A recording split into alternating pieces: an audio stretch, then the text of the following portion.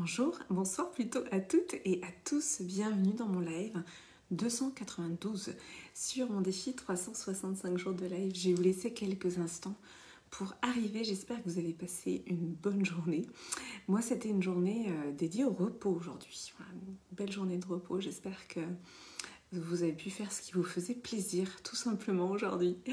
Donc ce soir je suis très heureuse de vous retrouver pour vous parler d'un sujet qui est le mindset.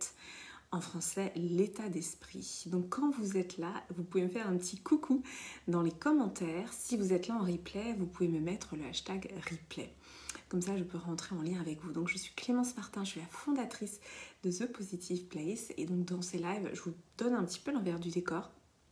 Je vous parle de ce qu'on ne voit pas et qui est caché à l'intérieur de nous. Merci Adrien.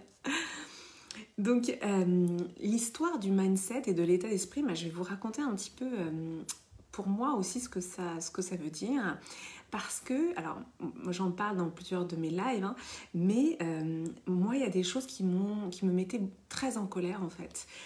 J'avais un biais d'injustice. Ça, c'est des choses dont j'ai parlé dans mes différents lives, pour ceux qui me suivent depuis longtemps. J'avais un biais d'injustice qui faisait que je trouvais que la vie était injuste, que ce que je vivais c'était trop difficile et que ça tombait toujours sur moi, etc. Un petit peu Calimero. Évidemment, quand on le vit, on ne se dit pas qu'on est Calimero parce que notre ego, il nous protège de ça. Mais en vérité, mes pensées, elles tournaient autour de ça. Et donc, de l'avoir identifié, ça m'a permis tout simplement de me dire, mais est-ce que j'ai envie de voir la vie sous un prisme de Calimero ? Non. Donc tout ça, c'est justement une partie du travail, du mindset, de l'état d'esprit. C'est de comprendre quelle histoire on se raconte et comment on va pouvoir agir dessus. Et justement, moi je me souviens très bien aussi de quand j'entendais cette phrase « tout est une question d'état d'esprit, tout est une question de mindset ». Ça avait tendance à m'agacer parce que je dis là oui, enfin super l'état d'esprit, il y a quand même des événements dans la vie qui font que c'est plus dur pour certains que pour d'autres. Vous voyez, toujours ce biais d'injustice dans lequel je retombais. Donc le petit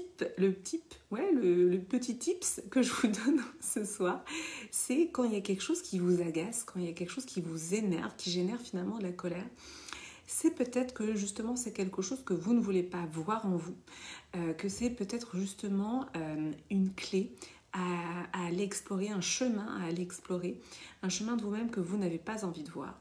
Et moi, très clairement, ce que je n'avais pas envie de voir, je n'avais pas envie de voir que je m'enfermais toute seule dans un état d'esprit Calimero et que finalement, j'avais le pouvoir de changer mes pensées.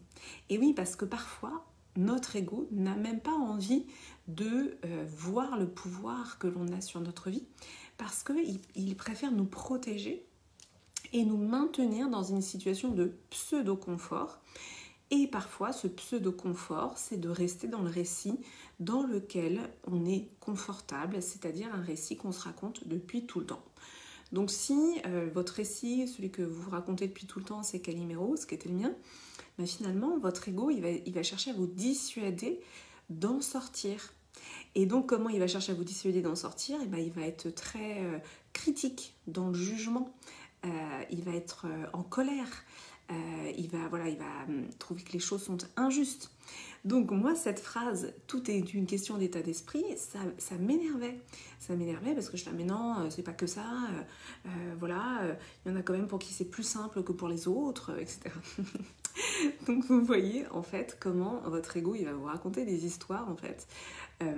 C'est toujours pareil en fait, votre ego, il vous protège d'une éventuelle évolution, d'un éventuel changement.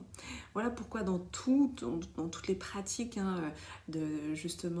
évolutives, dans toutes les civilisations ancestrales qui nous ont appris aussi à les transformations de l'intérieur, c'est des choses auxquelles moi je m'intéresse beaucoup parce que j'aime puiser dans ces civilisations ancestrales. Elles nous apprennent à lâcher l'ego, c'est-à-dire à repérer aussi quand est-ce qu'il se présente, quand est-ce qu'il nous raconte des histoires et justement quand est-ce qu'il nous empêche d'évoluer. Si moi j'en étais restée à non, c'est pas qu'une question d'état d'esprit, vraiment, il y a quand même des gens pour qui c'est plus facile, finalement je me prive d'une opportunité de reprendre mon pouvoir personnel, de reprendre ma souveraineté Et parce que aussi ça peut faire peur. Qu'est-ce que j'en fais de ce pouvoir personnel? Qu'est-ce que j'en fais de cette souveraineté? Ça peut donner un peu le vertige, hein, donc on comprend aussi pourquoi parfois notre ego il n'a pas envie d'aller dans ces zones-là. Moi je me souviens très bien. Donc je vous raconte tout ça, c'est vraiment l'envers du décor, là je vous raconte tout ce processus-là pour que vous aussi vous puissiez identifier quand votre ego vous raconte des histoires. Quand vous sentez la critique, le jugement, l'agacement, la colère poindre le bout de leur nez, eh bien c'est quand même souvent la manifestation de l'ego. Alors évidemment il y a des colères saines qui sont là pour... mais d'ailleurs toutes les colères nous donnent un message, nous donnent une information. Et parfois justement cette information c'est ok, si ça m'énerve, si ça me met en colère, c'est qu'il y a quelque chose pour moi à explorer. Il y a peut-être une autre voie à explorer. Comment je peux transformer cette colère? Ce qui est sûr c'est que l'idée, c'est de ne pas laisser la colère s'installer, mais de la transformer. Tout simplement parce que cette colère, elle va vous ronger à l'intérieur, en fait, si vous la laissez quelque part grandir. Hein, c'est comme un feu de forêt. Quelque part, ça peut vraiment vous consumer de l'intérieur. Donc voilà, c'était mon message du jour. Je vous ai raconté comment, finalement, cette phrase qui est « tout est une question d'état d'esprit », je me l'étais appropriée. Et comment finalement j'avais compris que derrière mon agacement, derrière cette phrase, c'était que justement, eh bien, j'avais quelque chose à comprendre sur ma souveraineté, mon pouvoir personnel et comment me l'approprier. Donc ça, c'est des choses qu'on est en train de voir en détail dans Intimacy devient la femme de ta vie. Parce que dans Intimacy devient la femme de ta vie, on se choisit. On se choisit dans la confiance, dans l'estime, dans l'amour et on va vraiment en profondeur justement dans ce qui se passe dans nos têtes et comment on reprogramme aussi notre petite voix intérieure.